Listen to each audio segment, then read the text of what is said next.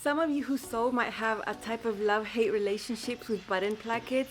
There might be a time you're loving them and a time you're absolutely loathing them. Today's all about the love for button plackets, and we're going to add them on to garments that don't have them. I'm going to show you a fake way to add them, which is easier, no buttonholes, and an actual real way to add them where you will have buttonholes and buttons and it will be completely functional. Hi sewing friends, I'm Karina from liftingpinsandneedles.com. Welcome to this channel that is all about sewing, limitless sewing, and I have a sewing technique video for you. This is a type of hack video because you could take what you see today and add on to other patterns that you already love and have made, things that are cut on the fold. Now what I'm going to show you here, you can add on to the center front or center backs of tops. You can do it to skirts. You can add these in many areas. It's all about your creativity. And I'm going to show you how to add a button placket in a real functional way where you're actually going to be able to open it all up and close it back up. There are buttonholes involved, and then I'm going to show you the way to do it in the fake way. It still looks super pretty and it can give you a really striking look without the buttonholes. Without the buttonholes, all you have to do is sew a bunch of buttons, but it looks pretty realistic, at least from far away where it matters. A couple of weeks ago when the Capri skirt from Love Notions was released, I showed you how to sew the fake button placket, which was one of the options of a skirt. But for another version I made, I decided to add a functioning button placket because I love the look of the buttons in the fake way, but I really wanted to be able to open up the front of the skirt as high or as low as my mood was going that day so that I could have some air coming in and part of my leg was showing at the front, which is something that I find is a must for long skirts, at least for the way that I like to look and dress. I just feel much better if there's a part of my leg showing from the knee down or something. I'm not going to open it up all the way up to my thigh, that's not my jam, but at least some leg. I think it looks more balanced for my height and my proportions. Maybe I'm making this all up in my head, but that's how I feel the best. So that time I really wanted to open up the buttons and I showed you that, but I told you I'll show you how to do that later. Now later has come for today, and I'm working on another skirt this time, something you'll see very soon. Actually, right after I post this video, I am going to show you how I'm going to create an extension that you can add to your garments so that you can have this extra amount there at the center back or center front, wherever you want to put it, to have this button placket, which is super easy. You don't have to cut a separate piece and interface it separately and sew it on, you know. That's a more complicated way to do it. I'm showing you the easiest, which is just an extension where you get an integrated facing that's just folded to the inside, and it's great for center fronts of anything or center backs. So let's easily see how to do this. What I have on the table is a skirt piece. In this particular skirt, it's the same pattern piece for the front and for the back. For the back, you're supposed to fold the seam allowance under. And that's actually what I need to do to create an extension here to add a real button placket here. So if you see that on a skirt, just make sure that you have the actual center here, whether it's the raw paper or whether you folded the seam allowance away, you need to have a center right where the fold of the fabric is supposed to be originally. It says place the fold on the fabric here for the back, right here. So this is the pattern piece that I'm going to adapt to make the front, because on this particular skirt we do have a little bit of seam allowance on the front. That's optional as well. You can also fold that away. So I'm making sure I have no seam allowance here and that this is where the fold of the fabric is supposed to be. It's quite a long skirt. The adaptation is going to be the same whether it's short or long, it doesn't matter. Now what I have here is extra paper that I cut away that I'm going to save as a template that I can use with other garments as well. I'm not going to actually sticky tape this onto the pattern piece. I'm just going to use it when I need it. So just a long piece of paper that's long enough to cover the length of the garment. And I've just drawn a line here that's about 5/8 of an inch away, just so that I have enough paper to put behind here. I'll line the line right on the fold of the paper here or along the edge. And this is where I'm going to put a few pins. Okay, I have my extension pin there. Now one thing that you need to know is that right along the center is where you're going to be making buttonholes later. So I'm just going to do a few dashed lines just so you know that this is where the buttonholes are going to be. So whatever distance you like, I usually like them 2 inches apart. This is where the buttonholes are going to go, right here. I like my button plackets to overlap by 1 inch. So that means I need to extend this by 1/2 inch. That's how much I need to make the pattern piece wider, so that I do get that overlap with the buttons and I still keep the original width of the skirt. So So I'm just gonna draw my line at 1/2 inch from here. So there is a 1/2 inch that this skirt needs to become wider over here. And now we need to have space to fold back. So I usually like to fold my skirt back by 1 inch. That's enough. You could fold it more if you wanted. I just like doing 1 inch. Okay, so here's the center of the pattern piece. This is where the buttonholes are going to be later. I added 1/2 inch so that we can have that overlap. And then this is the part that's going to be folded back. That's 1 inch. Now, if you wanted to just serge this area there, then that would be all you need to do. But if you wanted to do an extra fold here, so that it's nice and folded on the inside, then you would add a little bit more. So let's add 1/4 inch more so that we can have that fold. Totally optional. I have done this where I've just left it serged on the inside, and then that inch is all you need. So I'll repeat what I've done again. This is the center of your garment on the fold, how it's originally going to be. This is actually where we're going to do buttonholes later. We do that 1/2 inch extra so that we can have that overlap. Then we add 1 inch to fold back, and then that 1/4 inch. So I'm going to continue drawing all these lines all the way down, and then I'm going to cut this right there, and that is going to be my extension. If you didn't want to do any of these lines and just draw your extension from the fold of the pattern to this edge over here, adding all of these lines, we have 1/2 plus 1 plus 1/4, we have 1 3/4 inches right there. In centimeters, it's about 4.5. So that is the amount that you need to add. But I wanted to explain how I got to that. Now, what do we do with this? You can see that there's a slight curve here. Sometimes it could be a flatter area, but if you see that there's a nice curve, it's nice to draw this shape to the curve as well. So when we sew this skirt, we're going to fold it right here at that 1/2 inch extension. This is actually where we're going to have our fold right here. And all this that's folded to the back, like an integrated facing on the back. So I'm going to go ahead and fold this for a bit right here. And then I'm going to trim over here, just following the shape straight there, but following the curve over there. And now when I unfold it, you see I'm going to get the slightest of curve right here. On my skirt, the area that I would like to interface is all of this integrated facing. All of this is going to be an integrated facing. That means there's no seam to add this extra piece. It's part of the pattern piece. So all of this, that's 1 inch plus 1/4, 1 1/4 inches. I want to interface that all the way down so that it's nice and structured and can hold the weight of a buttonhole and a button on the other side. So then my skirt is going to end up being 1/2 inch wider here, and this is where the buttons are going to go. I'm going to go ahead and cut my skirt pieces. I like to interface this right along the selvage edge or close to the selvage. It's just easier to interface that first and then cut out my pattern piece. You've seen me do that before, but this is how easy you can add an extension here. And then when I'm done with it, I can just unpin this and I can save this. This is a very long piece at the moment. If I wanted to add a button placket on a center front of a top or at the back of a top that's originally on the fold, I can go ahead and grab this extension and just put it behind my pattern piece right there. Just make sure you have the fold right there that's supposed to be on the fold, and then you add this, and then you'll be ready to go to add buttons to whatever you want. In this case, I'm adding it to a skirt. Here I have the center front of this skirt. This is a striped fabric, so sometimes that does help you. I was able to cut right along one of these stripes, so I know it's really, really straight and along the grain line. And here are my little pieces of interfacing.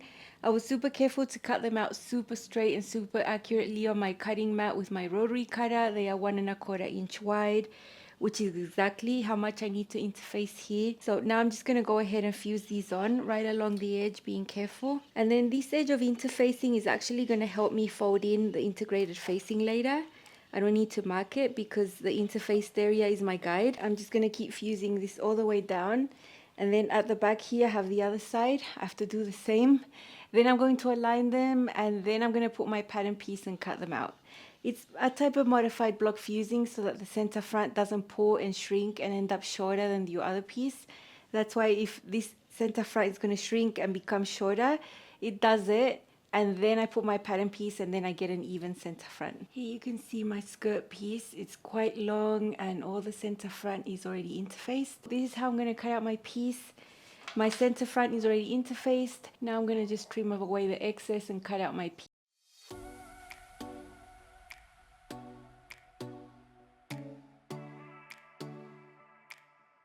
This is my garment half constructed, and I'm at the stage where I'm going to actually work on this button placket. So you can see the interfaced area right there. It's 1¼ inches. I have folded in that first little bit by 1/4 inch.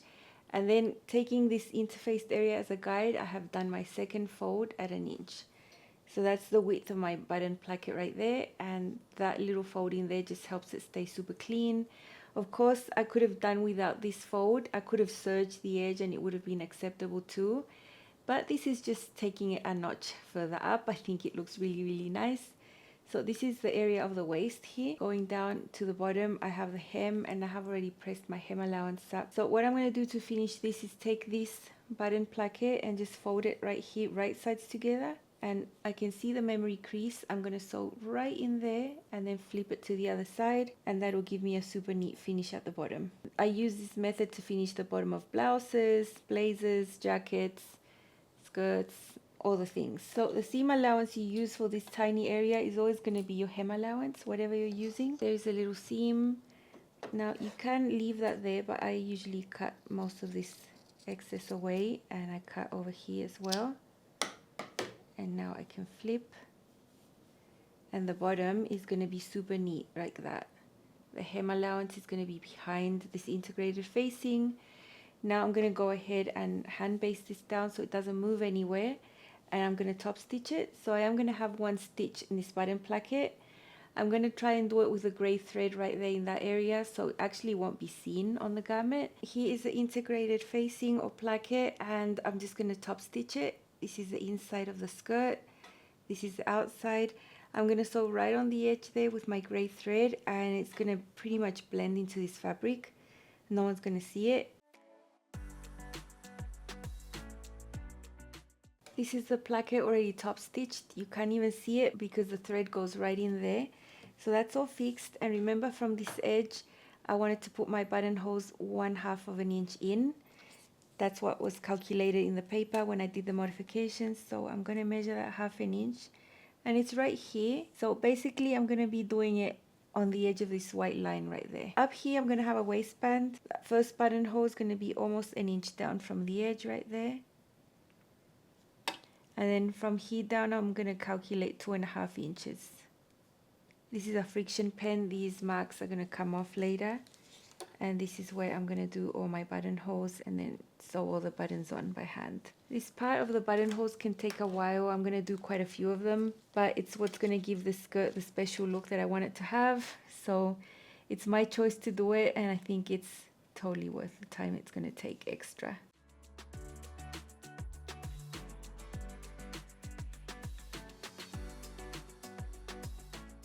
After you saw me sewing buttonholes, all I did here was overlap. You know, you see the buttonhole is 1/2 inch from the edge.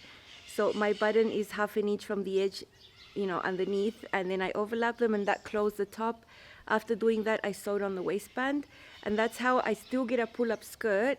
I don't get this area open of the skirt, but I get the lovely feature of this going all the way down. I can button it all the way down if it's winter, or open up a bunch of buttons if it's summer and I want some fresh air and I want to show my leg. This is how it looks like at the bottom. You can see the top stitching is barely visible because I was able to hide it in the fabric.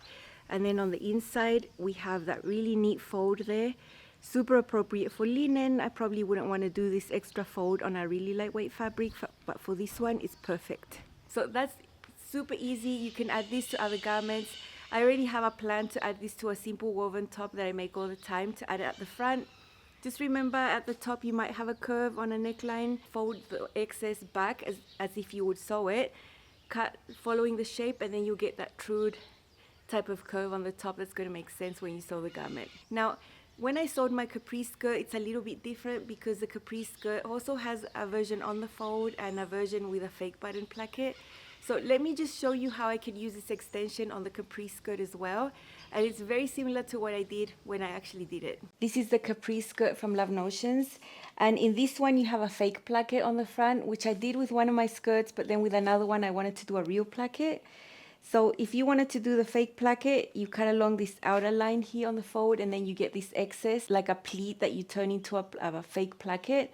But because I wanted to do the real placket, I folded this excess away to just have it on the fold, which is one of the other options of the skirt that doesn't have a button placket.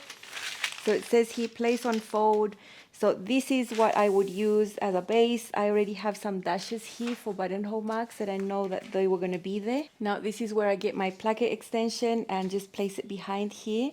Remember, I've got the buttonhole marks there. I'm just going to align them to the fold of the fabric right here. And I'm using the same extension I drew for this skirt, for another skirt, for whatever I want, and I don't have to think about it. Up here at the waist, I would trim away the excess right here, and I would already have the 1 3/4 inches that I needed to add. This capri skirt actually had a second piece with a ruffle that went there. I did the exact same thing there. To the bottom piece, I added the same amount of fabric right there, all the way down, and that's how I got my real button placket that's functional, that I can have buttons and real buttonholes and open up if I want a little slit in the center. I love adding little openings in centers of skirts, especially if they're long. So having this extension here handy is going to be easy for you to adapt anything. When I was adding all those extra beads to the extension, remember I added at the end that 1/4 inch so I can have a clean folded edge on the inside. I always said it was optional, that it was acceptable to just have that extra inch and serge it and fold it in. Well, that's what I did for my capri skirt. This is one you've already seen.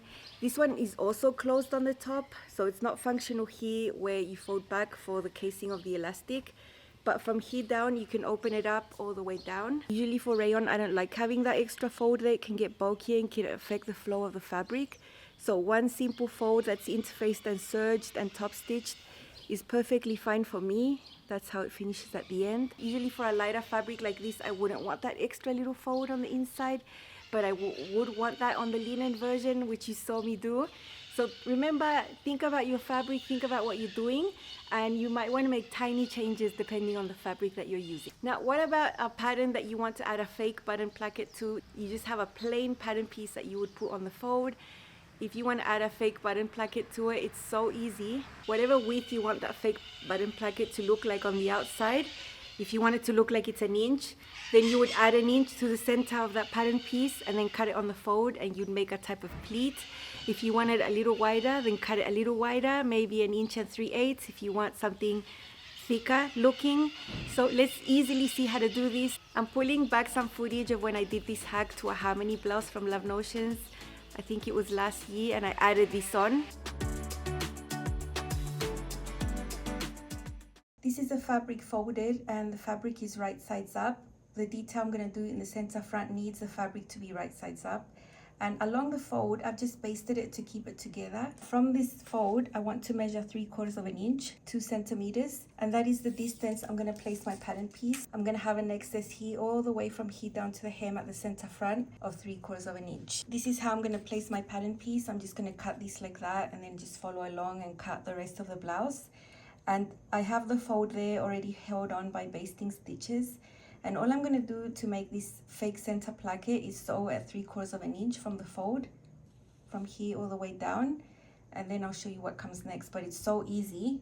I'm going to use the cutest buttons. They're rectangles and they measure 1/2 inch, so that's why I decided to make the pleat at 3/4. The fake placket is going to be a little wider than the buttons right there. I know it's going to be really hard to see what's going on here because the pattern piece is white and so is the fabric. I'd shown you up closer what I was doing here with the center front. I'm just putting it 3/4 inch away from the fold, and I'm going to sew that down like a little pleat, and that's going to become a fake button placket. Otherwise the pattern's all the same, and because I have nice white fabric here, one length of fabric is going to be enough to cut my pieces. So the front is here, and then I just flip the back so I have more space, and it's going to fit just right.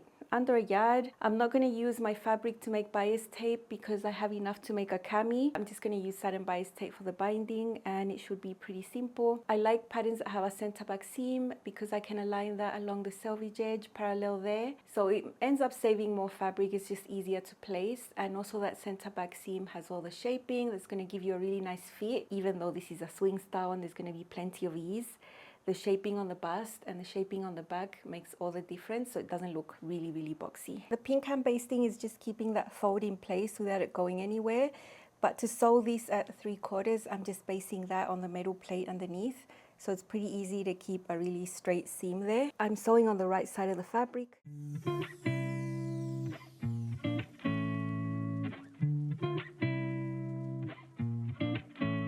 Before Before I keep going, I'm just gonna stay stitch this neckline so it doesn't stretch out, because I need to manipulate all of this area quite a bit. So I'll just make sure this is safe, and I'll sew on the edge from the shoulder into the center on both sides.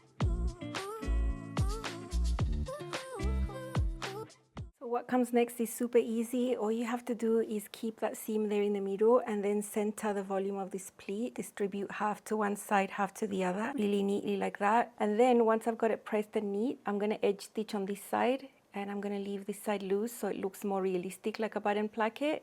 I'm a little nervous about working with white fabric. I'm not used to it and I'm scared of staining it. Here I'm at the iron just pressing this pleat, and I've got a silk organza cloth on top so I don't put the heat directly on the rayon twill. This has the risk of getting shiny if the temperature is too hot, and I do want it relatively hot to set that little pleat there. There you can see it. That's the seam, volume pressed to either side, and I've hand basted that right there in the middle before pressing, just to make sure the fabric wasn't going to move anywhere. Now I'm just going to edge stitch on this side, leave that loose.